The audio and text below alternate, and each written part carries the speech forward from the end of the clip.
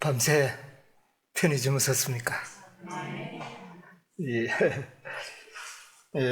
오늘 또 이제 우리 집회의 마지막 시간이 된 것 같습니다.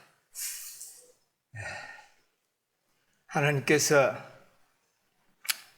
이 끝까지 자리를 지킨 여러분들에게 크게 축복해 주시기를 간절히 기도드립니다. 오늘 또 마지막 이 다니엘 9장에 있는 말씀으로 또 은혜를 받도록 하겠습니다. 9장 21절로부터 있는 말씀을 제가 읽겠습니다. 곧 내가 말하여 기도할 때에 이 이상 중에 본 그 사람 가브엘이 빨리 날아서 저녁 제사를 드릴 때쯤에 내게 이르더니 내게 가르치며 내게 말하여 가로되 다니엘아 내가 이제 내게 지혜와 총명을 주려고 왔나니 곧 내가 기도할 즈음에 명령을 내렸으므로 이제 내게 고하여 왔느니라. 너는 크게 은총을 입은 자라. 그런즉 너는 이 일을 생각하고 그 이상을 깨달을지니라. 23절까지 말씀을 양도했습니다. 여기 보니까 가브리엘이 다니엘에게 날아와서 하는 말이 너는 크게 은총을 입은 자라. 그렇게 이야기를 합니다. 여러분, 이 말이 다니엘에게도 하는 말이지만 오늘 여러분과 저에게도 하신 말씀이 아닌가 생각합니다. 우리만큼 은총을 입은 자가 어디 있겠습니까? 우리가 이 진리를 깨닫는 것은 가브리엘 천사가 날아와서 다니엘에게 깨닫게 했던 것처럼 우리가 하늘의 천사의 도움 없이 오늘날 우리가 이 귀한 진리를 깨달을 수 있겠는가? 우리 지혜로는 불가능합니다. 그런데 하나님께서 우리에게 지혜와 총명을 주셔서 이 진리를 깨닫게 하셨고 우리에게 크게 은혜 베푸셨음을 알게 됩니다. 그래서 다니엘이 뭐를 깨닫게 됩니까? 뭐를 깨달으라? 이 이상을 그랬는데 이 이상이 뭘까요? 2300주야입니다. 어제도 잠시 이야기 드렸지만 8장의 해석을 하다가 그만 다니엘이 그냥 막 감당할 수가 없는 그런 체력의 소진으로 인해서 그 이상이 중단되고 이제 13년 만에 다시 가브리엘 천사가 와서 이 이상을 깨달아라. 내가 설명하겠다. 그래서 이 이상을 깨닫도록 설명을 하십니다. 그런데 사실 우리 보고 깨달으라는 말입니다.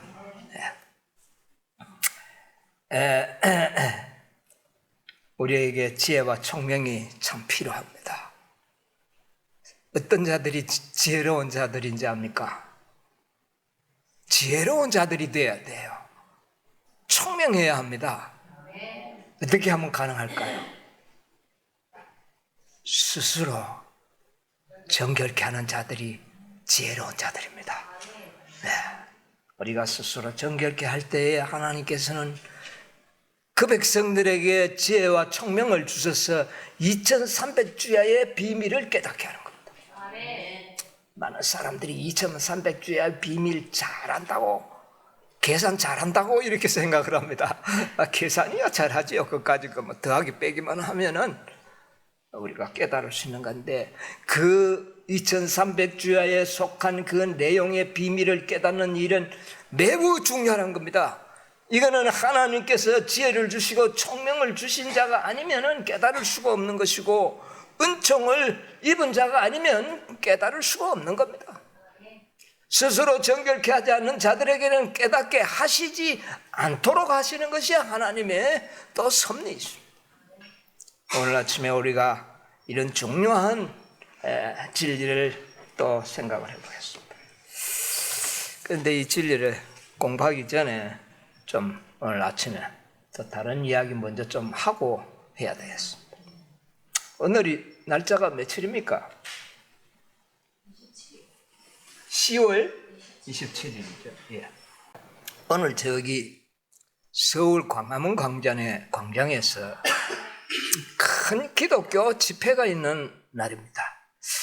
오늘 한 100만 이상이 모일 것이다, 그렇게 예상을 하는데 실제적인 집회가 오늘 열릴 겁니다.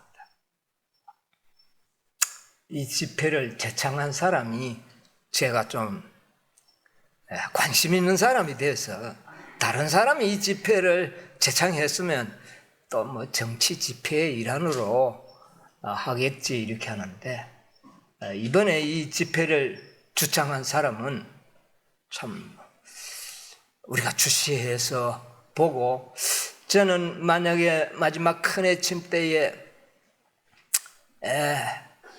돌아온다면 이런 사람이 돌아오지 않을까. 이분은요, 코로나 때에 한 번도 이 예배를 중지한 적이 없는 일요일 준수를 위하여 그야말로 생명을 거의 바치다시피 하면서 투쟁해서 결국 승리했던 사람이에요. 이분이 이번에 이 집회를 제창을 했는데 뭐 때문에 하느냐 하면은 차별금지법 때문에 이 집회를 열게 됐어요. 그래서 이 차별금지법이 뭔가 좀 관심을 우리도 좀 가질 필요가 있습니다. 여러분, 우리가 역대상 12장 32절에 보면 시세를 아는 어떤 지파가 나옵니까? 이사갈 지파 중에 시세를 아는 백성들이 나와 다윗을 왕으로 모시는 일에 굉장한 공헌을 합니다. 여러분, 시세를 아는 백성이 되어야 합니다. 그래서 오늘날 이 세상이 돌아가는 형편을 좀 잘 우리가 알고 있을 필요가 있는 겁니다. 이 침례 요한도 광야에서 은둔 생활만 한 것이 아니에요. 간혹 나와서 세상이 돌아가는 시세를 잘 판단하고 있었던 사람입니다. 그래서 우리가 이 시세가 이 세상이 지금 어떻게 돌아가는지 좀 알 필요가 있다고 생각을 해요. 지금 미국의 대통령 선거가 얼마 남았습니까? 10월 달 언제 합니까? 11월 달에 하죠. 이제 근데 얼마 안 남았어요. 한 달이 안 남았습니다. 야, 이번에 대통령이 누가 될까? 누가 되든 뭔 상관이 있느냐, 우리가 그렇게 말할 수도 있겠지만 시세를 아는 백성이 되어야 되기 때문에 그렇습니다.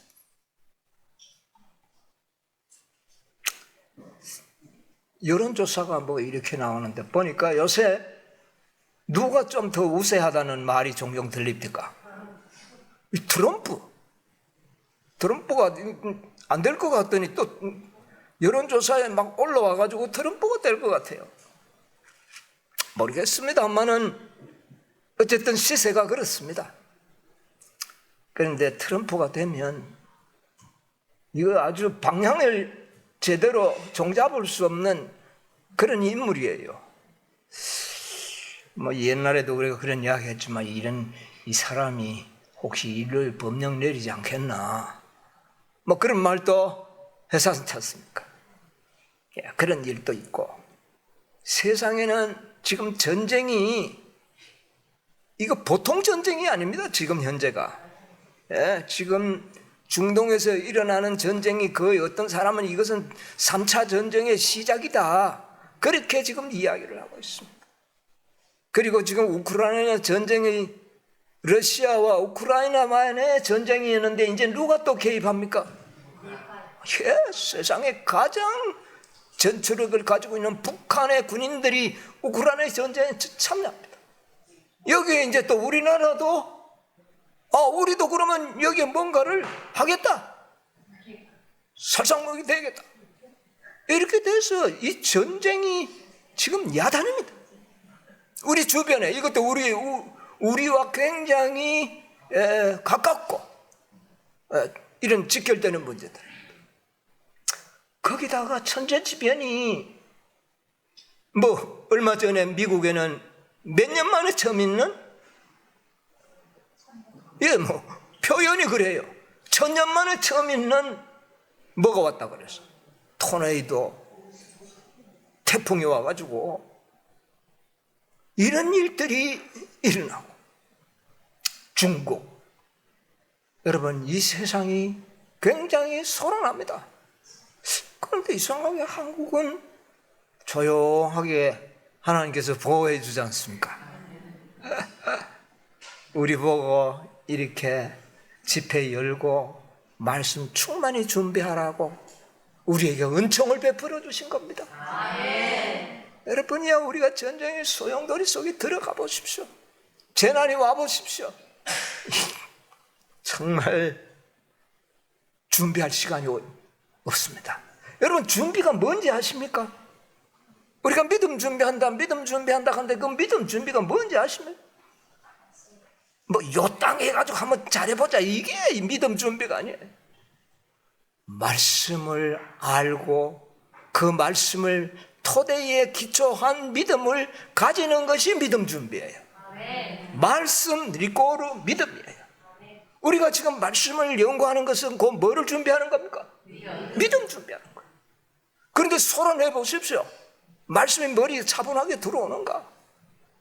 우리 한국 백성에게 큰 은총을 베풀어 주셔서 정말 이런 평안한 가운데 말씀을 연구하도록 해주십니다.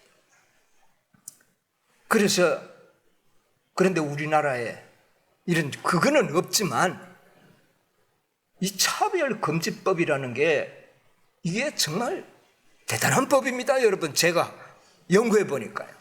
보통 법이 아니에요. 이게 2007년부터 우리 한국 국회에 정의당이 제출을 해가지고 이걸 자꾸 차별금지법이 제정되도록 그렇게 노력을 했어요. 그런데 기독교 세력들이 반대함으로 인해서 이게 부결이 되고 했는데 원래는 또 상정이 돼 있어요. 그런데 국회의원의 절대 다수가 어느 당입니까? 민주당이에요. 그런데 민주당이 이걸 발의를 한 겁니다. 그래서 이것이 통과되는 일은 이거 어떻게 될까요? 가능할까요? 거의 이거는 100% 가능성이 있는 그런 경우가 돼 있어요. 얼마 전에는 대법원에서 동성애법을 일반 우리 정상혼인법과 동일한 처우를 하도록 그렇게 판결이 났습니다. 여러분 이것은 뭐냐면 법원이 그렇게 인정한다는 것은 이 법을 만들 수 있는 굉장한 시너지를 발휘할 수 있을 겁니다. 그래서 지금 이 한 목사님이 코로나에 대항했던 그 목사님이 이 차별금지법이 통과되면 한국의 기독교는 망한다. 이렇게 제창을 해서 큰 교회들을 설득을 해가지고 지금 오늘 집회를 하고 있는데 우리가 그 집회에 참여하지는 않지만 정말 이 집회를 통해서 하나님이 섭리하셔서 이것도 한 방법 중에 하나가 될 걸로 좀 생각이 들어요. 국회의원들이 제일 두려워하는 게 뭡니까? 수요입니다. 수요. 많은 수요가 반대하면은요 국회의원들은 전부 표를 계산합니다. 그래서 이번에 좀 이것 때 좋은 계기가 되었으면 합니다. 여러분 차별금지법이 뭔지 아십니까? 차별금지법에는 두 가지가 있더라고요. 개별적 차별요법이 있고 차별금지법이 있고 그 다음에 포괄적 차별금지법이 있어요. 지금 제정하려고 하는 것은 포괄적 차별금지법입니다. 그러면 개별적 차별금지법은 뭐냐 하면은 예를 들면 인종차별, 흑인이나 백인이나 차별하지 말자, 이런 법안은 개별적인 차별금지법입니다. 또 그 다음에 남녀 차별하지 말라, 개별차별법. 장애자를 차별하지 말라, 개별차별. 그래서 이런 개별차별금지법은 이미 많이 있어요. 제정이 되어 있습니다. 우리나라에도. 어느 나라에도 다 제정이 되어 있는데, 그런데 포괄적 차별금지법이 왜 필요하냐면 이 사회가 너무나 다양화되어 있다. 다양화되어 있는데 일일이 한 개 금지법을 만들려고 하면 법 종류가 너무 많아진다. 복잡해진다. 그러니까 어떻게 해버리자. 포괄적 차별금지법을 만들어가지고 한 가지 이 법 속에 다 집어넣어가지고 다루자. 이것이 포괄적 차별금지법. 그런데 이 포괄적 차별금지법 속에는 성차별금지법이 들어있고 종교차별법이 금지되어 있습니다. 종교를 차별하지 말자. 그런데 이 차별금지법이 이란 이 법령을 그 내막을 백성들이 몇 프로 정도 모를 거예요. 그 법령이 뭔지, 그 안에 어떤 조항이 들어있는지는 국민들은 전혀 모르는 겁니다. 여러분 아세요? 아무것도 몰라요. 예. 그런데 여론조사를 해보니까 어떤 여론조사에는 88% 이상이 찬성을 해요. 알지도 못하고 차별 금지하자 거예요. 그거 좋다. 여러분, 그 차별 금지하자는데 반대할 사람이 어디 있어요? 그렇잖아요. 그래서 차별 금지하자 하니까 그거 좋다. 평등해야지. 이래가지고는 전부 여론조사에는 80% 이상이 찬성을 하고 있습니다. 그런데 딱 여기 기독교인들 무리들이 반대하고 있거든요. 딴 사람도 크게 반대 안 합니다. 자, 그러면 이 성차별이라는 말이 나오는데, 여러분, 성차별이라는 말은 그 내용을 좀 보니까 양성평등과 성평등이 있어요. 양성평등은 뭡니까? 양성이라는 것은 남녀, 그렇잖아요. 남녀의 차별을 금지하자. 이거는 좋아요. 그러면 성차별은 뭘까요? 성차별.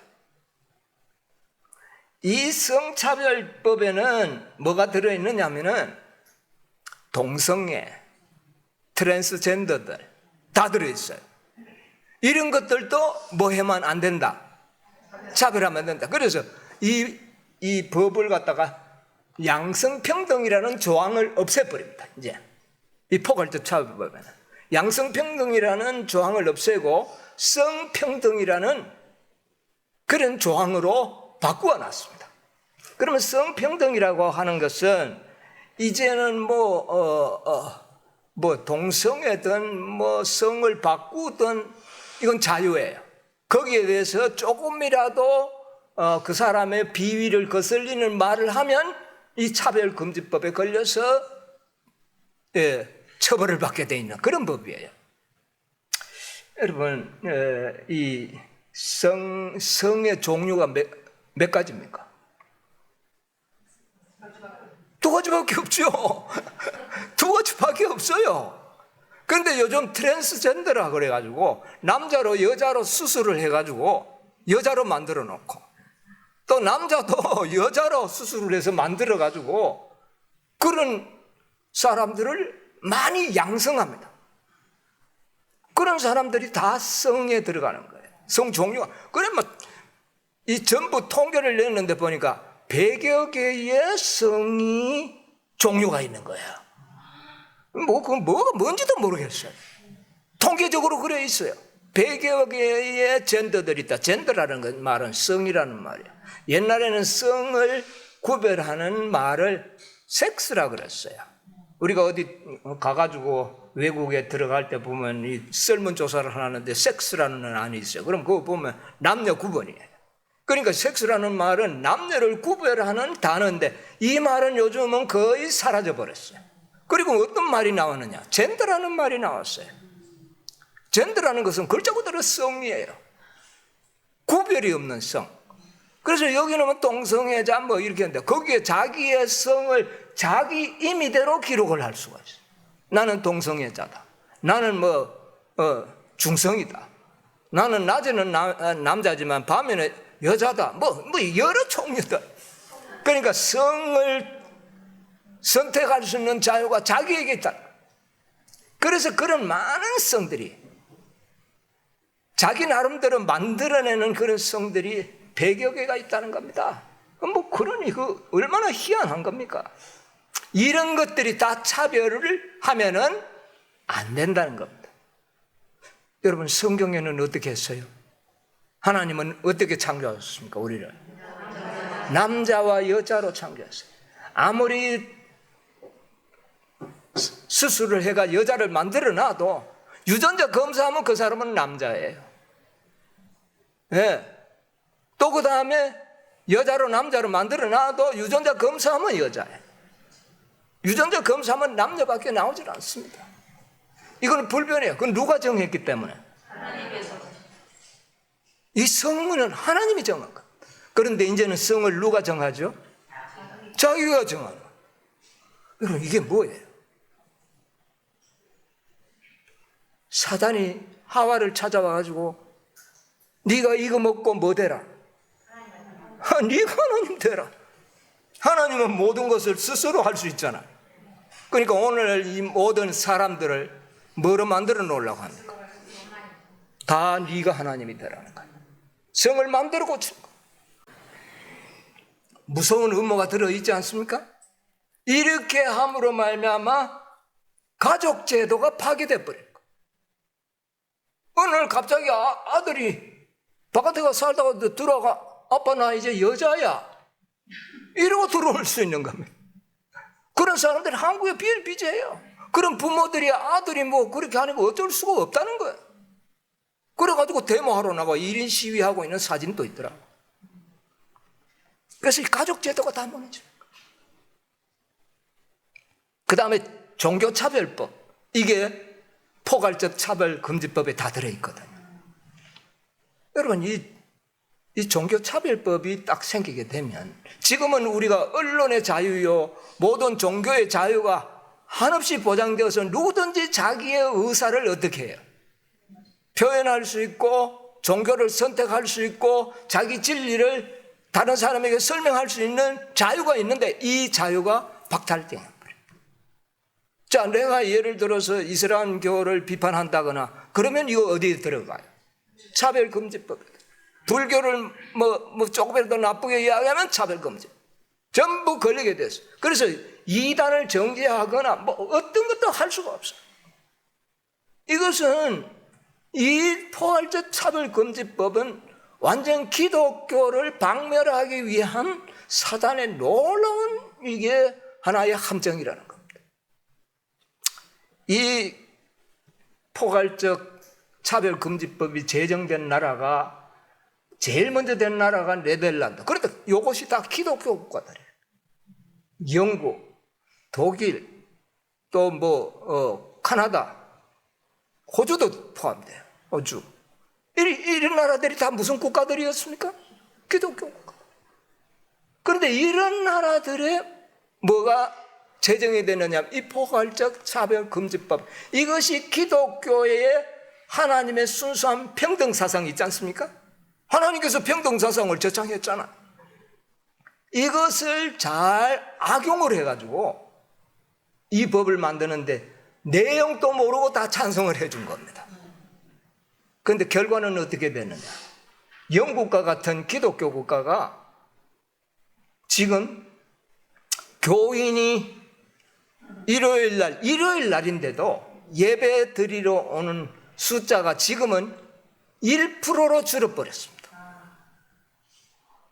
막 코로나를 거치면서 더 줄어져 가서 1%가 채 되지 않을 그런 위기에까지도. 그런데 거기에 예배 참석하는 사람들은 어떤 사람들인가?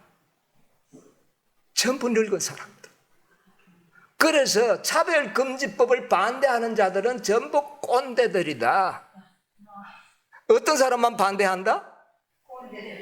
늙은 사람만 반대한다. 이렇게 돼. 그래가지고 영국이나 독일이나 이런 모든 나라에 이 일요일 예배도 제대로 안 되는 그런 나라들로 전락해 버렸습니다. 전도가 불가능하게 됐어요. 전도하는데 누가 듣다가 지나가다 이거 내 기분 나쁘네. 왜 타종고 뭐 자기 종교를 왜 주장하노? 그냥 자기만 믿으면 되지. 이래가 하면은 이게 법이 걸린다는 거예요. 차별금지법이 걸리는 거예요. 그런데 지금 미국도 주법으로는 뭐 여러 곳에서 많이 돼 있었는데 이 연방정부가 이 차별금지법을 내린 지는 그렇게 오래되지 않아요. 그래도 차별금지법을 내린 나라들 중에는 미국이 그래도 나아요. 그런데 미국이 운동장이 이렇게 돼 있다. 지금 이렇게 되는 겁니다. 이제 완전 차별금지법이 백성들의 사상들을 주관하는 그런 세상이 지금 변모해 가고 있는 겁니다. 캐나다에는 목사가 성차별금지법을 동성애가 죄라는 설교를 하다가 노아의 때와 같으리라. 예수님 재림 선교하니까 노아의 때가 나오잖아요. 그럼 노아의 때가 어떤 때냐? 남색하고 여색하던 동성애 시대였다. 이 말을 하다가 즉석에서 목사 해고를 당했습니다. 그런데 그 동영상에 나오는데 보니까 설교하는데 저 밑에 있던 관리자가 잠시. 그럼 앞을 걸어 나와요. 그럼 이상할 거 아닙니까? 네, 잠시 이야기하겠다고. 그러놓고 자기가 올라와서 오늘부로 이 목사는 해고되었습니다. 해고합니다. 이러고는 그 사람이 목사가 해고당하는 이런 일들이 일어나는 거예요. 우리나라는 지금 기독교 국가 중에 우리나라가 유일하게 차별금지법이 아직 제정되지 않는 나라입니다. 그런데 이게 이제 민주당에서는 세계 선진국들이 다 차별금지법 하는데 우리가 왜 안 하느냐? 우리도 선진국 대열에 들어가려면 이거 해야 된다고 그렇게 하고 백성들도 80% 이상이 차별금지법을 만들어야지. 이렇게 되는 겁니다. 여러분, 이게 사단의 함정이에요. 그러면 이게 뭐냐? 여러분, 일요일 법령이 내리면 우리가 어떤 법에 처벌받을 가능성이 있느냐면은 차별금지법에 의하여 처벌받을 수 있습니다. 이 차별금지법은요, 우리는 뭐만 고집합니까? 성경만 고집하고 안식일을 고집하잖아요. 딴 거는 인정합니까? 안 합니까? 만약에 다른 것을 인정하지 않고 우리 것만 고집한다면 이건 역시도 차별금지법에 걸리는 겁니다. 그래서 이 차별금지법이라는 것은 코에 보면 코걸이, 귀에 보면 귀걸이가 되는 너무나도 글자 그대로 포괄적입니다. 그래서 하나님의 백성들을 꼼짝하지 못하려면 여러분, 앞으로 모든 법 위에 최상위법이 뭐가 되느냐 하면 차별금지법이에요. 지난번 코로나 때 보니까 그때 만든 법이 다른 법보다 어떻게 했습니까? 종교자유의 법이나 다른 어떤 법보다 우선순위에 놓이지 않습니까? 마찬가지로 차별금지법이 그렇습니다. 자, 개별적 차별금지법이 있었고 언론의 자유가 있고 종교의 자유가 있잖아요. 그래서 우리도 그걸 주장할 수 있습니다. 그런데 재판정에 가면 100에 100이면 다 지는 거예요. 운동장이 어떻게 돼버립니다. 그렇게 기울어져 버려요. 오늘날 우리가 이런 시대에 살고 있습니다. 이것은 무엇을 의미합니까? 세상이 종말 중에도 종말로 들어가고 있다. 일요일 법령이 차별금지법에 의하여 힘을 얻게 되리라고 저는 믿습니다. 안식일 우리 고집하면은요, 차별금지법에 들어가요. 차별금지법은 형사처벌도 있지만 민사처벌이 더 두렵습니다. 왜 민사가 두렵느냐? 운동장이 어떻게 되어 있기 때문에, 기울여져 있기 때문에 판사들의 모든 판결이 정확하고 정당하지 않은 판결로 다 내리게 되어 있는 겁니다. 그런데 이 차별금지법에 벌금형이 내립니다. 그런데 최하가 500만 원에서 시작되도록 한국 차별금지법에 그렇게 적시되어 있어요. 여러분 500만 정도면은 뭐 별거 아니지 싶으지만, 교회 가운데서 어떤 목사가 설교할 때 밑에 있는 어떤 신자들이 나는 이 목사 설교 때문에 내가 기분이 굉장히 나빴다, 이렇게 해가지고 10명이 목사를 상대로 해서 고발을 하면은 벌금 한 사람 얼마입니까? 그럼 100명이면요. 이렇게 교회를 벌금을 물도록 할 수도 있다는 겁니다. 여러분 그게 순수한 신자들이야 누가 그러겠습니까? 만약에 어떤 목사가 차별금지법을 범하고 찬성하지 않는다는 정보를 알면 가짜 교인들이 그곳에 교회에 많이 보내가지고 그 목사를 그렇게 해서 정죄할 수도 있고 교회를 망하게 할 수도 있다는 거예요. 이 신뢰를 어떤 분이 드는데 너무 실감이 나던데, 저는 아직 여기에 깊이 연구를 안 해서 설명을 자세히 할 수는 없어요. 그러나 이렇게 되면 기독교는 설 자리를 잃어버리고 목사들이 설교를 겁이 나서 못하는 겁니다. 성경대로 가르치면 차별금지법이라. 이 법이 제정되면 우리가 많이 잡혀갈 것 같아요. 우리는 뭐만 주장합니까? 말씀만 주장하잖아요, 성경. 그러니까 그렇게 하면 안 되는 거예요. 그 차별이 되는 거예요. 우리만 옳다 하면 그게 차별이에요. 그러니까 포괄적 차별금지법이 무섭다는 겁니다. 예. 여러분 이 사실을 좀 이해하시고 믿음 준비하셔야 됩니다. 어떤 일이 우리에게 덮쳐올는지 몰라요. 자, 이제 그 문제는 좀 내용을 상세히 하려면 참 안경이 없고, 어쨌든 이 차별금지가 에덴에서 가져왔던 두 제도, 가족제도와 안식일 제도가 이 가족제도를 무너뜨림과 동시에 일요일 제도를 무너뜨릴 겁니다. 이게 결부되어 있다는 사실을 우리가 직시해야 됩니다. 예? 온 세계가 그렇게 지금 방향이 잡혀 있어요. 때가 다 된 것이 확실하죠. 예. 자, 우리 본 주제로 돌아가서 2300주야를 좀 연구해 보겠습니다. 우리가 예언을 연구하는 것은 미래의 사건을 아는 것도 중요하지만 그 예언을 알므로 인해서 뭐가 생겨날까요? 믿음이 생겨납니다. 예, 그래서 우리가 믿음을 키우는 방법이에요. 믿음 준비하는 방법이 예언을 연구하는 겁니다. 우리가 이 요한계시록 다니엘서를 연구하고 예언을 연구하는 것은 믿음을 준비하는 거예요. 그래서 베드로가 뭐라 그랬어요? 더 확실한 뭐가 있다? 예언을 토대로 믿음을 준비해야 넘어지지 않는다. 예언을 우습게 생각을 하고 예수님의 말씀, 하루 후에 일어날 일을 이야기해 줬는데도 무시하다가 베드로 어떻게 됐습니까?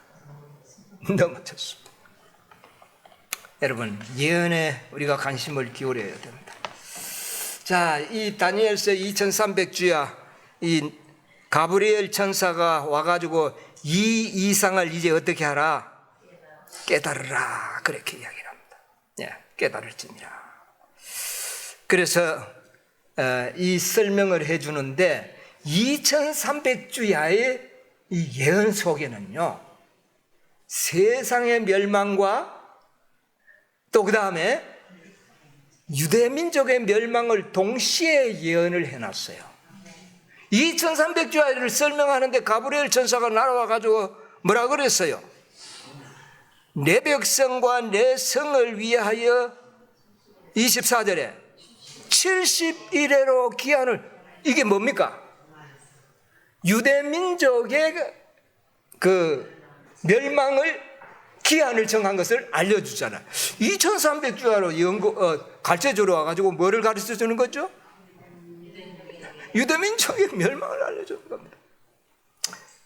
우리 마태복음 24장 3절을 한번 보겠습니다. 예수께서 감람산 위에 앉으셨을 때 제자들이 종용히 와서 가로되 우리에게 이르소서 어느 때에 이런 일이 있겠사오며 또 주의 임하심과 세상 끝에는 무슨 징조가 있사오리. 예, 그런데 이 제자들이 나와서 예루살렘의 멸망과 세상 끝의 징조를 이야기했죠. 그런데 예수님께서는 예루살렘의 멸망과 세상 끝의 징조와 예언들을 구분해서 설명하지 않고 한꺼번에 설명을 했어요. 그러면서 15절로 16절 보세요.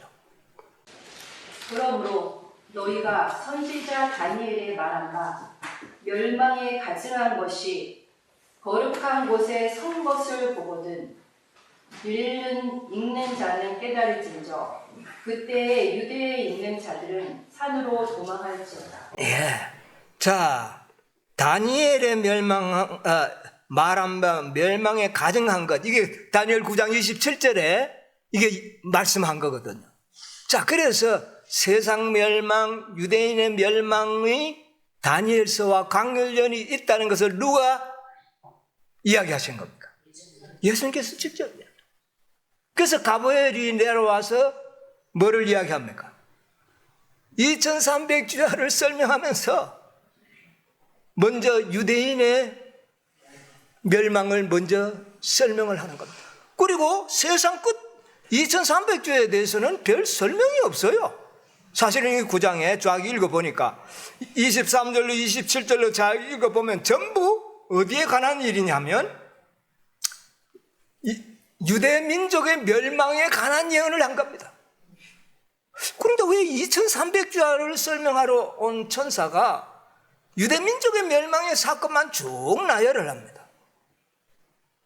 자, 그러면 자, 한번 24절부터 한번 보도록 하겠습니다. 내 거룩한 성을 위하여 70일에로 기한을 정하였나니 허물이 마치며 죄가 끝나며 죄악이 영속되며 영원한 의가 드러나며 이상과 예언이 응하며 또 지극히 거룩한 자가 기름 부음을 받으리라. 예, 2300주야를 설명하면서 유대 민족을 위하여 정한 70일의 예언을 먼저 설명을 합니다.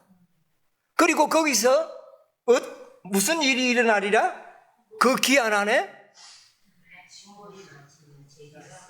허물이 마치고 죄가 끝나고 죄악이 영속되고 영원한 의가 드러나리라. 또 그 다음에 지극히 거룩한 자가 어떻게 해요? 이게 다 언제 일어날 사건이에요?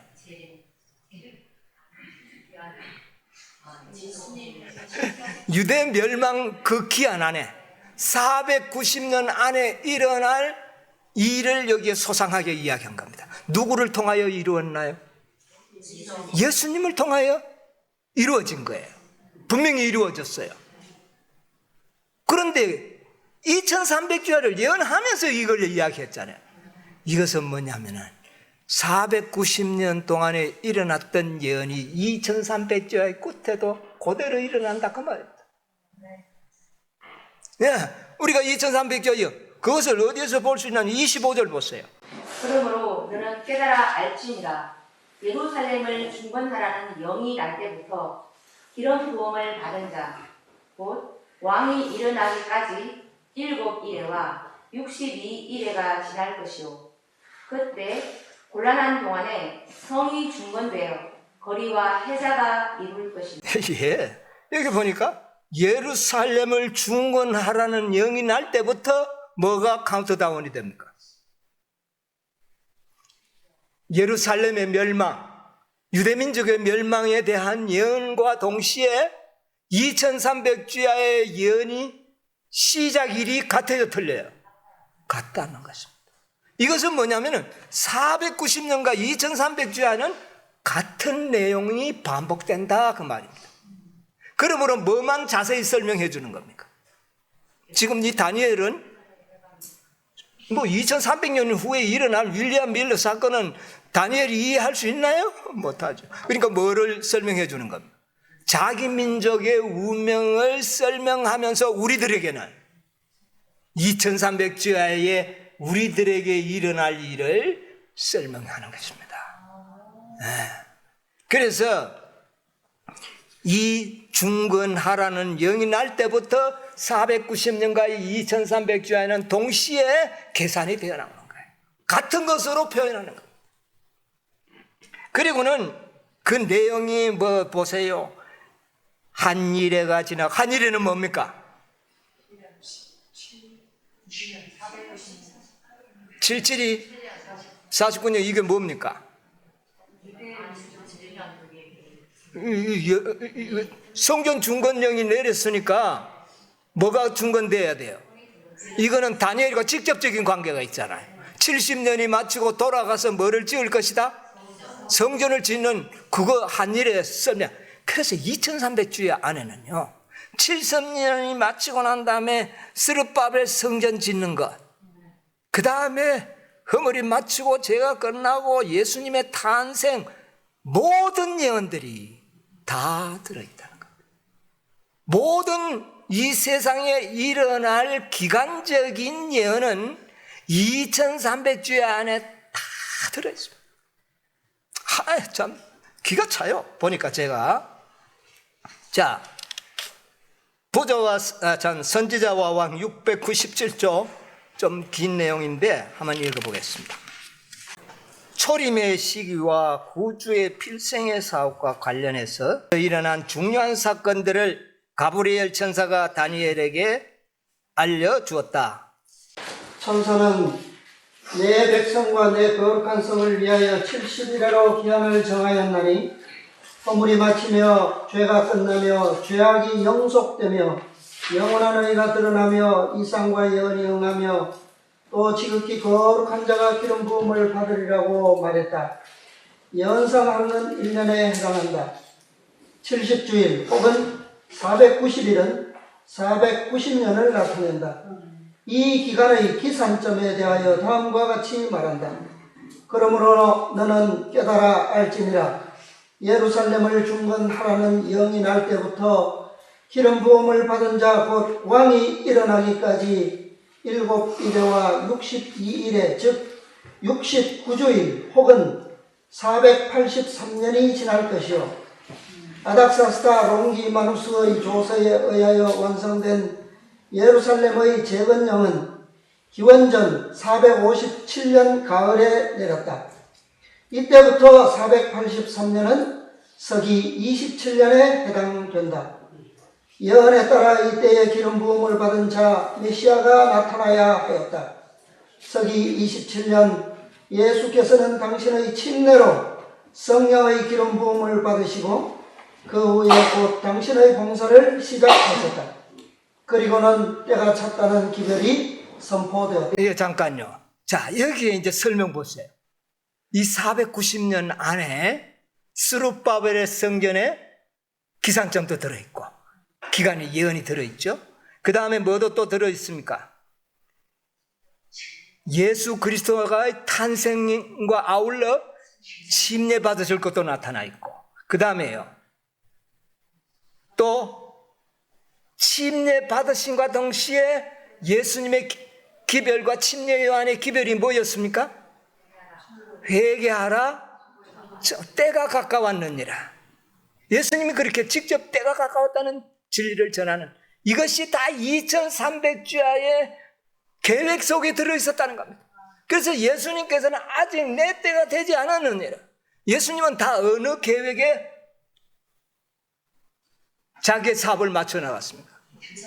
2300주야에 맞추어서 생애하셨다는 것이 확인이 되는 겁니다. 예. 자, 그 다음에 또 그 이후의 사건도 보겠어요.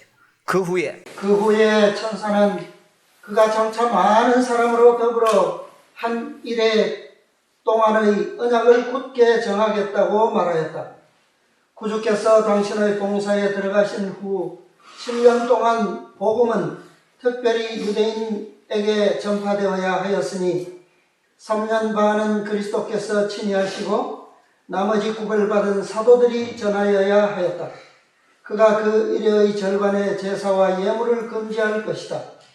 서기 31년 봄에 참 희생 제물이신 그리스도께서는 갈바리에서 제물이 되셨다. 그때 성전 휘장이 둘로 찢어져서 제사 예식의 신성성과 그 중요성이 없어졌음을 보여주었다. 지상의 제사와 제물을 그만 드려야 할 때가 왔다. 한 주일, 즉 7년은 서기 34년에 끝난다. 그때에 스데반을 돌로 쳐 죽임으로 유대인들은 마침내 그들이 복음을 거절한다는 최후 통첩의 도장을 찍었다. 이거까지 보겠습니다. 자, 490년 안에 예언을 전부 이야기하는데 그 예언 속에 2300주야의 예언도 암시하고 있어요. 여기 보세요. 7년 동안의 언약을 굳게 지키겠다. 그리고 제사와 예물을 금지할 것이다. 이것은 무엇을 통하여? 예수님의 죽으심을 이야기하는 겁니다. 자, 제사와 예물을 금지할 때가 여기에 몇 년도다? 서기 31년번에 참 희생 제물이신 그리스도께서 갈바리의 제물이 되서. 그래서 이걸 자세히 보니까요. 자, 490년 동안 허물과 죄와 영원한 의가 드러나는데 2300주야도 이것이 그대로 반복이 되는 거예요. 누구에 도용했어요? 14만 4천인을 통해가지고 성소를 정결하고, 그래서 14만 4천인의 그 품성 속에서 예수님의 의가 반복될 것을 미리 보여준 거예요. 그러니까 예수님이 모델로 나온 겁니다. 여러분, 14만 4천인의 품성과 예수님의 품성은 같은 품성이에요. 다 중보자 없는 경험을 통과하게 되는 거예요. 자, 그 다음에 490년은 한 사람을 통하여 이루어졌는데 2300주야는 몇 사람을 통해서? 14만 4천인을 통해서 나타난 거예요. 아버지의 이름과 어린 양의 이름을 새긴 자들이 나타나는데 14만 4천. 자, 그 다음에 490년의 기산점과 2300의 기산점도 동일해요. 그 다음에 유대인의 종말과 세상의 종말 다 동일하고. 그래서 이것이 뭐냐면은 유대민족의 은혜의 기간에 기산점이 들어있죠. 그 다음에 스룹바벨의 성경에 기산점도 들어있죠. 또 그 다음에 예수님의 초림이 들어있죠. 침례받으심이 들어있죠. 십자가의 죽으심도 들어있죠. 최종적으로 스데반을 통하여 70년이 마칠 것도 490년 안에 들어있죠. 그런데 이와 같이 동일한 내용이, 상황은 다르지만 2300주야에도 그대로 이루어진다는 겁니다. 그런데 여기 가운데 가보니까 6000년의 기산점도 들어있는 겁니다. 이 2300주야에. 그렇잖아요. 서기 31년 봄이 희생제물을 드린 지가 몇 년이 되었다? 4000년이 되었다. 이게 6000년의 종말을 알 수 있는, 끝을 알 수 있는 기산점이 되는 거예요.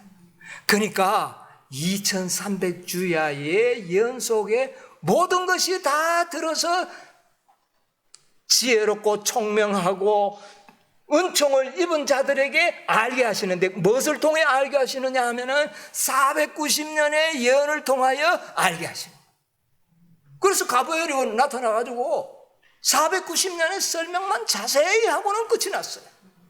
그 다음에는 누가 깨달아야 돼요? 은총을 입고 지혜로운 자들이 깨닫도록 되어 있는 겁니다. 2300주야 계산만 되니까 1844년까지 계산적으로는 나오는데, 이 가운데 있는 모든 시기의 기산점이 이 속에 들어있고 6천년의 종점을 알 수 있는 기산점도 2300주야 안에 들어있다. 이건 누가 알았겠습니까?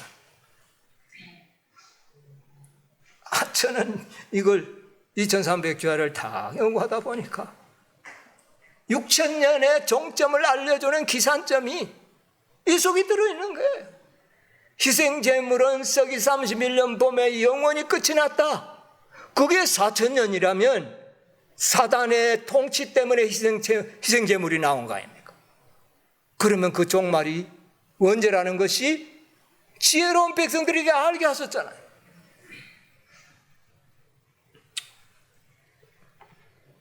자, 그래서 우리가 여기에 나타난 이 말씀이 중요한 겁니다. 대정투 327쪽이 바로 설명이 어디에서 나오느냐 보세요. 327쪽의 8조 27, 8조 1회의 절반의 제사와 예물을 금지할 것이다. 절반의 제사와 예물을 금지할 것이다. 받으신 지 3년 반이 지난 서기 31년에 주님께서는 십자가에 못 박히셨다. 갈바리에서 드리신 그 위대한 희생으로 과거 4천년간 하나님의 어린 양을 표상한 희생 제도는 끝났다. 이해됐습니다. 이게 뭐 어디가 나타난 겁니까? 2300주야 해석 속에 2300주야 속에 4천년이라는 기간이 나왔고 그 4천년은 6천년의 종점을 알리는 기산점이 나와 있는 겁니다. 그러면 2300주야의 예언 속에 뭐도 들어있었다? 6천년의 예언도 들어있다. 자, 다니엘 시대부터 이 세상 끝날까지의 모든 시기에 대한 예언은 다 어디에 들어있다? 그래서 2300주야 이외에는 시기에 관한 예언이 없다고 그랬잖아요. 근데 2300주야 안에 이게 들어있었다는 겁니다. 뭐 몰랐기 때문에 모르는 거예요. 그래놓고는 요즘 사람들은 뭐라 그래요? 2300주야 시기에 예언이 없다. 2300주야에 4천년과 6천년의 예언이 포함되어 있다는 걸 몰라서 하는 말이에요. 그렇지 않습니까? 이것은 놀라운 일이에요. 자, 그래서 최종적인 예언으로서 뭘 이야기하는 멸망의 징조로서는 멸망의 뭐요? 가증한 물건이 세워지는 것. 2300주야에서도 멸망에 가증한 것이 세워질 것이고 490년에서도 멸망에 가증한 것이 세워졌습니다. 예루살렘의 멸망 직전에 로마의 깃발이 어디에 세워졌나요? 예루살렘에서. 이것이 신호가 되어서 하나님의 백성들이 피신할 수 있었죠. 이것을 갖다가 2300주야의 끝에는 무엇으로 이야기했습니까? 자, 한번 보겠습니다. 대정투 25쪽에서 26쪽에 보면 구주께서는 당신을 따르는 사람들에게 구주께서는 당신을 따르는 사람들에게 그러므로 너희가 선지자 다니엘의 말한 바 멸망에 가증한 것이 거룩한 곳에 선 것을 보거든 그때 유대에 있는 자들은 산으로 도망할지어다 라고 경고하셨다. 곧 우상 숭배하는 로마의 군기가 예루살렘 성벽탑 수마일까지 미치는 거룩한 땅에 세워질 때에 그리스도를 따르는 사람들은 도망하여 안전을 얻어야. 이게 우리에게 주어진 또 하나의 놀라운 빛이잖아요. 자, 시대의 소망 630쪽에 보면은 그와 같이 다시 이 일은 반복될 것이다. 당국자들은 종교의 자유를 제한하는 법들을 만들 것이다. 이 법이요, 직접적으로 이를 법령을 만들 수도 있지만 차별금지법을 통하여 이 일은 시작이 될 겁니다. 우리가 차별금지법에 의하여 안식일을 제대로 전할 수 없는 그런 때가 이미 우리 시대에 뭐 했습니까? 왔지 않습니까? 이제 천주교회를 비난하는 그런 뭐 비난이 아니라 짐승이니 뭐는 이런 설교를 할 수 없는 시대가 온다는 겁니다. 예, 이런 일이 만들 것이다. 하나님께서는 계명을 지키는 당신의 충성스러운 백성을 위하여 개입할 것이다. 하나님이 개입하실 것이다. 그때 이제 하나님이 개입하실 때가 됐다고 말이에요. 자, 교회 증언 5권에 보면은요 이런 말씀이 있습니다. 464쪽에서 5쪽까지인데 시간이 없으니까 짧게 읽겠습니다. 로마 군대에 의한 예루살렘의 포위가 유대의 그리스도인들에게 도망하라는 신호가 되었던 것처럼 법안권의 안식일을 강요하는 법령을 통한 우리나라에서의 권력 장악은 우리에게 하나의 경고가 될 것이다. 그러니까 멸망에 가정한 것이 뭐라고 이야기를 합니까? 여기는 일요일 강요하는 법령이라. 이게 가정한 것이라니까. 미국에 이 법령을 내릴 때가 지금 도래한 거예요. 이제 차별금지법과 아울러 이것은 일요일을 강요하는 법령으로 발전하려 나갈 겁니다. 서서히 발전하기 때문에 우리가 이건 뭐 잘 눈치채지 못해요. 예? 그래서 이 법이 만들어질 것을 우리에게 다 알려준 겁니다. 그래서 2300주야 안에 우리의 이 마지막 시대를 살아가는 우리들에게 정말 지혜와 총명을 주려고 이런 진리를 깨닫게 하시는 것 같아요. 예? 여러분, 우리가 말씀을 믿는 믿음을 배우지 않으면요 이런 말씀을 믿기가 굉장히 어렵습니다. 믿음이란 무엇인가? 우리 잘 알죠?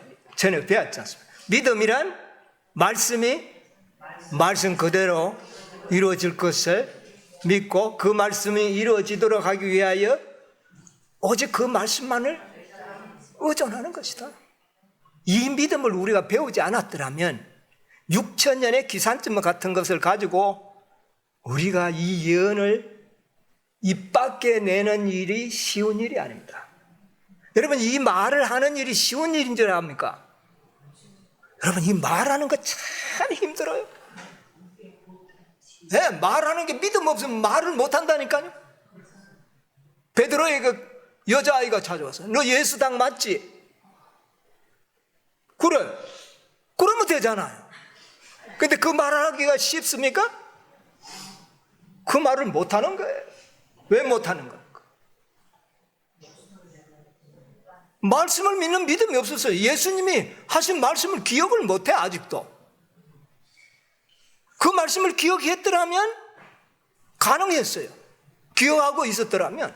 그래, 뭐 그래라는 말을 하는 게 뭐가 그렇게 힘들어요? 여러분, 서기 31년 봄이 4,000년이고 사단의 통치가 6,000년이라면은 몇 년도에 사단의 통치가 끝난다고 말하는 것이 이게 쉬운 일이 아니라는 말입니다. 이게 쉬운 말이 아니에요. 우리가 그동안 뭐를 배웠기 때문에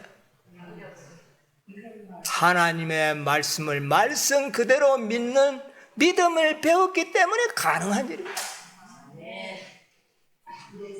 여러분, 지금도 아직 은혜의 기간입니다. 하나님의 말씀을 말씀 그대로 믿는 믿음을 가지시기 바랍니다. 많은 사람들은요 이 진리가 마음에 들지 않아요. 윌리엄 밀러가 시기를 정했을 때 시기 정했다고 싫어한 것이 아니고 반대하는 것이 아니고 그 자체가 싫었던 겁니다. 예수님이 온다는 말이 이 귀에 거슬렸던 거예요. 이거 좋아하는 사람이 드물어요. 그러니까 핑계대어서 그걸 반대한 거예요. 시기 정하지 말라고. 여러분, 우리는 믿음을 키워야 합니다. 여러분, 마태복음 10장 32절 보세요. 사람 앞에서 나를 시인하면 나도 하늘에 계신 내 아버지 앞에서 저를 시인할 것이오. 사람 앞에서 하나님을 시인할 수 있는 믿음을 배우시게 되기를 바랍니다. 그러면 나도 너희를 시인하리라. 베드로가 그 일에 하는 일에 실패했습니다. 오늘 하나님의 백성들도 6천년의 사단의 통치가 언제 끝날 것을 우리에게 질문할 때 우리가 그것을 말하는 일이 쉬운 일이 아니라는 것. 그렇다고 경솔하게 함부로 말할 수도 없는 겁니다, 이게. 이것을 믿는 자체가 믿음에 필요해요. 이 말씀을 믿는 믿음이 우리에게 필요하다니까요. 이 말씀을 믿을 때에 우리의 생애에서는 변화가 일어나는데 어떤 변화가 일어납니까? 스스로 정결케 하게 될 것입니다. 이것을 믿을 때 이제 정말 모든 것을 포기하고 이제야말로 자신을 위하여, 가족을 위하여, 민족을 위하여 정말 회개하는 심령이 이런 믿음을 가지게 될 때만이 일어나는 겁니다. 아멘. 예. 다니엘이 그랬던 것처럼 우리도 그럴 것입니다. 하나님께서 우리에게 이렇게 엄청난 축복을, 말씀을 우리에게 주셨지 않습니까? 일반 사람들은 주면 여한이 벙벙해서 처음에는 말씀에 매료되어 가지고 믿었다가도 조금 돌아가서 가만히 생각해보면 이거 믿어서는 안 될 문제다 이거. 그래서 변명거리를 찾으면 사단은 많은 구실대를 가져줄 겁니다.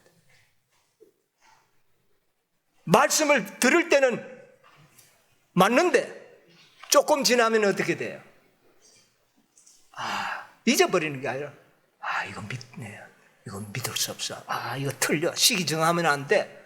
여러 가지 구실이 생길 수도 있다는 겁니다. 결국은 믿는 일에 실패하는 겁니다. 하나님을 시인하는 일에 실패하게 되는 것입니다. 여러분, 말씀을 말씀 그대로 믿는 믿음을 키우시게 되기를 바랍니다. 여러분, 어떤 환경에서도 우리는 말씀을 말씀 그대로 시인할 수 있는 그런 사람들이 되어야 합니다. 그때 하나님께서 우리를 뭐 하실 것이다? 나도 너희를 시인하리라. 아무쪼록 오늘 아침에 우리 모두는 정말 말씀을 말씀 그대로 믿고 하나님을 시인할 수 있는 그런 믿음을 준비하시게 되기를 바랍니다. 그거의 은총을 입은 자들입니다. 여러분, 이것이 질그릇에 담겨져 있을 뿐이에요. 얼마나 귀한 것인지 아무쪼록 우리가 이제 이 시세를 잘 판단하면서 여러분 평안 중에 주님의 재림을 기다리시게 되기를 바랍니다.